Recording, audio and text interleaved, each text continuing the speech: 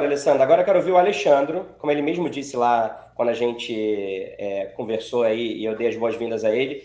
Ele é consumidor dos cigarros eletrônicos, é fundador de um projeto multiplataforma chamado vaporaqui.net, onde ele reúne informações sobre RDT, que é redução de danos do tabagismo, a partir do uso desses vaporizadores e produtos de tabaco aquecido, que seriam alternativas com risco reduzido em relação ao cigarro convencional, como disse a doutora Alessandra. No ano passado, ele também criou a Direta, que é a sigla para Diretórios de Informações para a Redução dos Danos do Tabagismo, uma organização não governamental sem fins lucrativos, formada por especialistas do tema para ajudar nesse debate na sociedade.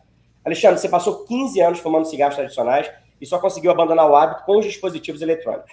Desde então, você disse aí, virou um entusiasta desses produtos e um ativista pela sua regulamentação. A gente sabe que mesmo com a fabricação e venda proibidas aqui no país, é muito fácil comprar. Se eles estão por aí disponíveis, do ponto de vista do consumidor, por que, na sua opinião, é importante regulamentá-los? Vamos lá. Primeiro que tudo que eu costumo falar em qualquer situação, como eu me registrei como jornalista desde 2015, 30 de maio de 2015 foi quando eu parei de fumar. Eu fumava 3 carteiras de cigarro todo santo dia.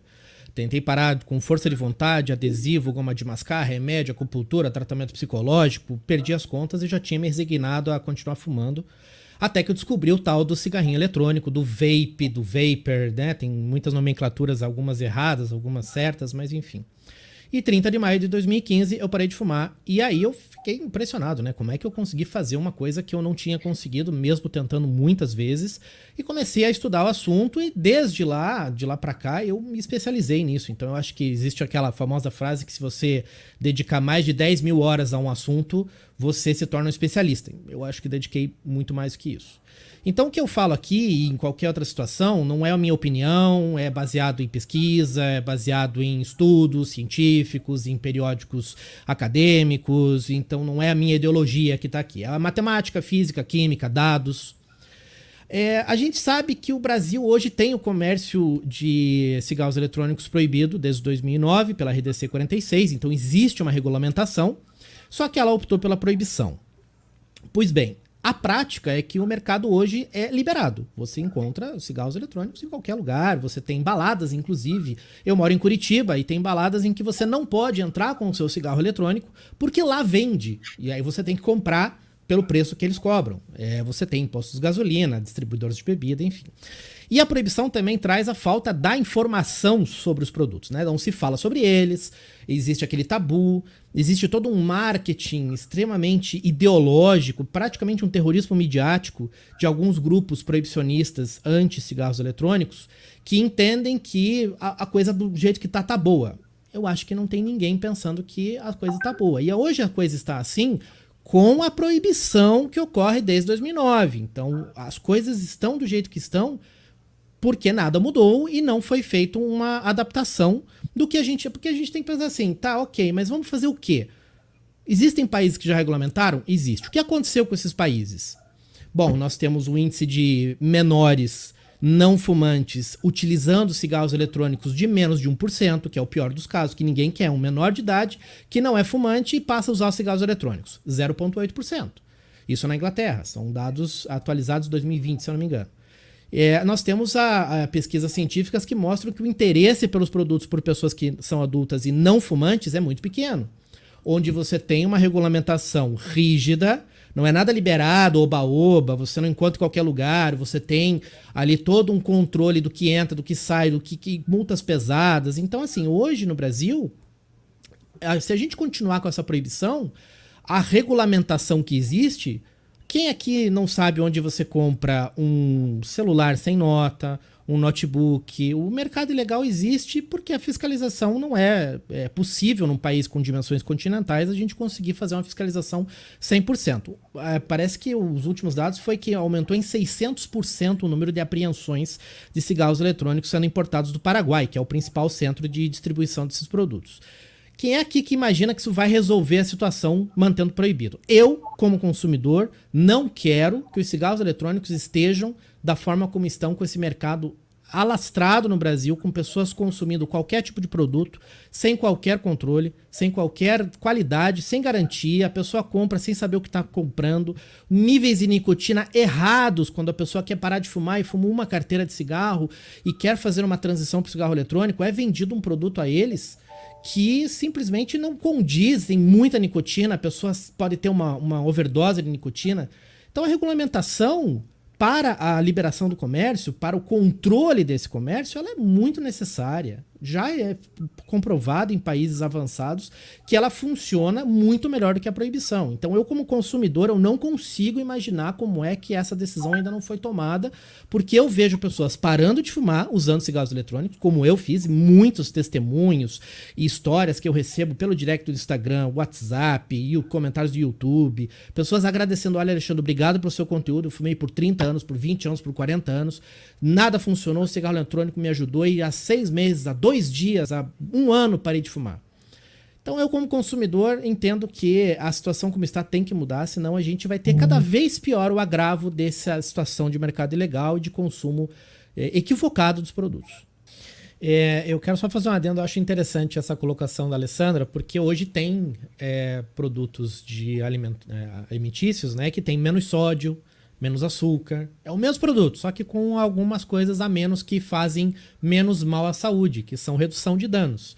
Às vezes não tem o mesmo sabor, às vezes, mas existe isso e é natural a gente procurar, às vezes, um alimento com menos sódio. Isso é até feito um marketing, né, nova fórmula, enfim. Mas vamos lá, relatório da Anvisa. Bom, se eu preciso ser sincero, assim, como consumidor, eu fiquei extremamente decepcionado com a Anvisa. Pelo menos a gente tem que lembrar apenas que esse é apenas uma etapa do processo, tá? É um relatório que foi feito por uma área da Anvisa que está agora continuando esse processo, ainda haverá outras etapas, tanto é que tem essa tomada de subsídio e depois existe mais outras etapas até a votação pela diretoria. Eu fiquei decepcionado por várias situações. Primeiro que a gente tem a citação da EVALI, que você falou que a gente vai conversar, né, Rafael, sobre ela, e é muito importante que a gente fale sobre a EVALI, e ela é citada 30 vezes nesse relatório. E quem conhece a fundo a história da EVALI sabe que ela não teve nada a ver com os cigarros eletrônicos de nicotina. Além disso, o próprio Vaporaki é citado nesse relatório, e eu faço o trabalho pessoal, né, apaixonado, como pessoa física, não é uma empresa, o Vaporaki não é uma instituição, não tem financiamento de ninguém, eu faço das tripas coração para fazer um trabalho de raiz mesmo, falando com os consumidores, tirando dúvidas, ajudando as pessoas, inclusive, a parar de fumar sem cigarros eletrônicos. Eu acho sempre muito importante a gente falar da cessação através da abstinência, tá? Que eu tentei abstinência, eu tentei parar de fumar com a força de vontade e não consegui. Tentei adesivos, com goma de mascar, remédio, a gente vai tentando as escadinhas. Infelizmente, esses métodos clássicos, a própria indústria farmacêutica sabe disso, a OMS sabe disso, o índice de sucesso desses produtos é na casa dos 30% ou menos.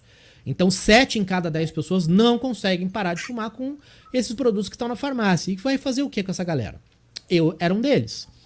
Então eu vejo o meu nome citado nesse relatório dizendo que eu sou um grupo de fachada de usuários de dispositivos eletrônicos para fumar, que é uma nomenclatura completamente errada também, porque não são dispositivos que fumam, né? Fumar vem de fumaça e eles não produzem fumaça.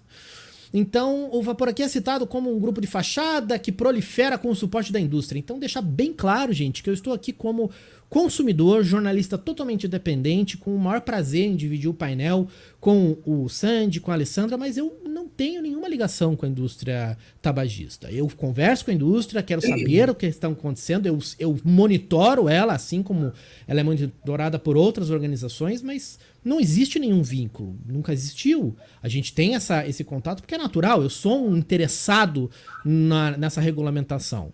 Então, como é que eu vou levar a sério um relatório que diz uma coisa que é injusta, é mentirosa e pega fundo, sabe, nesse trabalho que eu faço todo santo dia, desde 2015? Como é que eu posso levar a sério isso? Então é esfregar na cara minha como ativista também, porque eu quero replicar a minha história na história de outras pessoas que não conseguem parar de fumar pela abstinência ou pelos métodos clássicos. E aí a gente fica imaginando que o processo, pelo menos, continue de uma forma mais pragmática e realmente técnica. E até porque a nossa participação desse processo, a nossa, que eu digo, dos consumidores, ela já existe.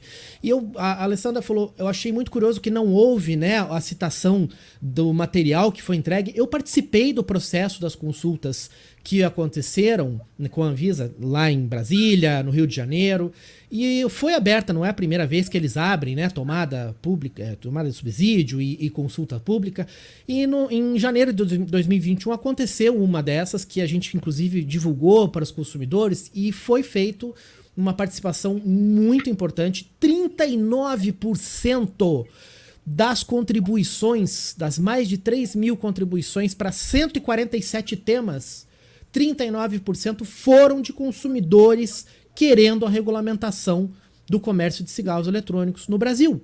Tanto é que a Anvisa, nessa reunião, continuou com os cigarros eletrônicos na pauta e está discutindo até então.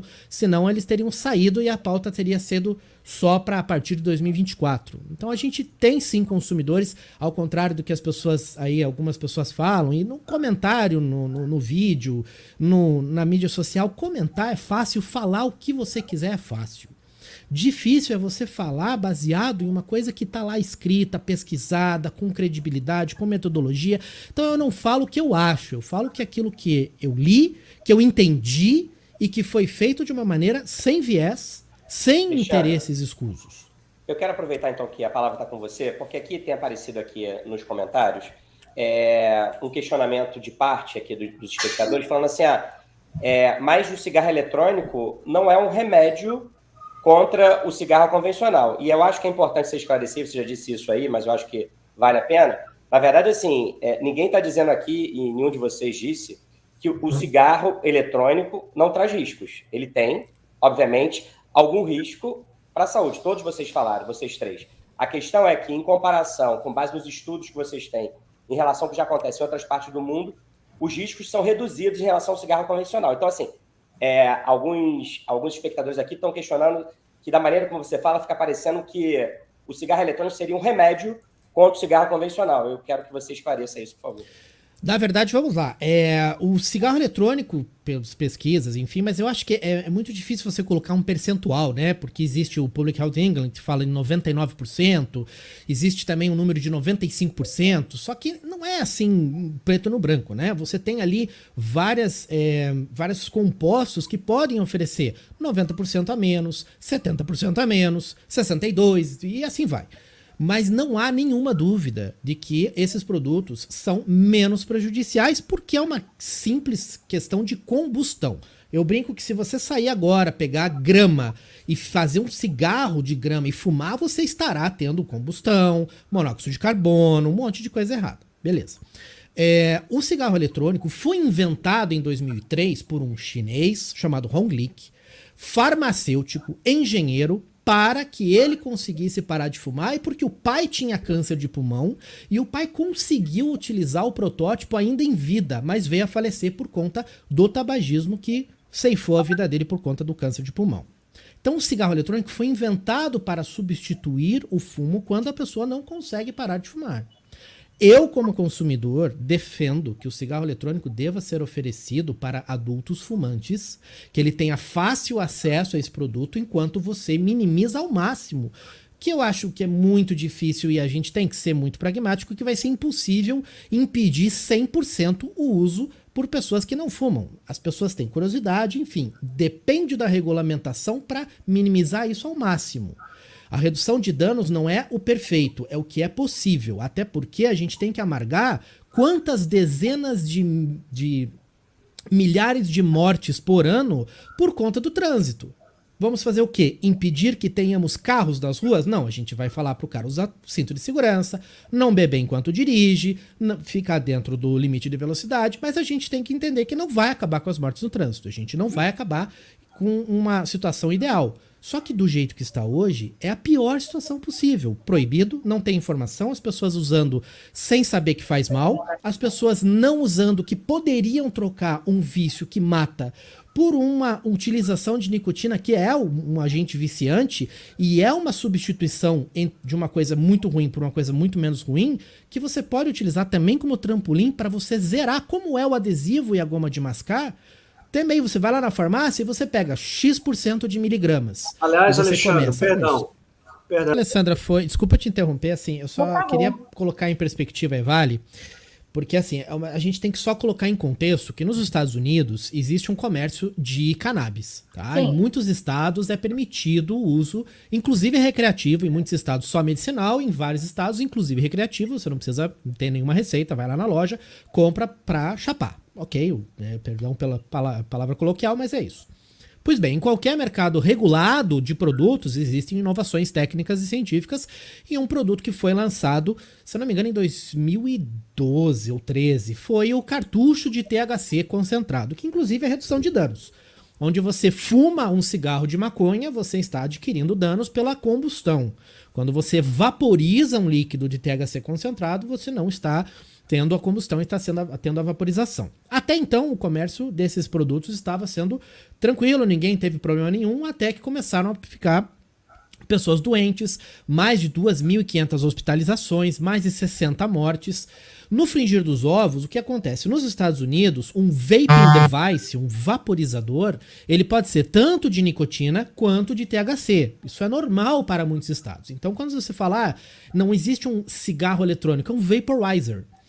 No Brasil não existe comércio de THC porque a maconha é proibida, então não se alastrou esse comércio como se alastrou do cigarro eletrônico de nicotina. 99% do mercado hoje de cigarros eletrônicos no Brasil é nicotina. Tem um ou outro que deve ter um THC e tal, ok, as pessoas podem importar e cada um, né, quer fazer mais um crime, ok, beleza. Nos Estados Unidos houve uma falsificação desses cartuchos de THC por uma série era um anel criminoso, tá? Uma organização criminosa que distribuiu esses cartuchos de THC contaminados com acetato de vitamina E. Então nós temos o cartucho de THC que não mata ninguém e que é comercializado ainda hoje nos Estados Unidos e que tá tudo certo, e o cartucho de THC contaminado, feito ilegalmente, mesmo nos estados onde é permitido o consumo de THC, porque foi falsificado, contaminado, e aí esse acetato de vitamina E causou a EVALI. A Era EVALI... onde eu ia chegar, Alexandre. Então, eu queria deixar claro, gente, que a EVALI não tem nenhum caso registrado, documentado e comprovado de uso exclusivo de cigarros eletrônicos contendo Foi o nicotina. contrário.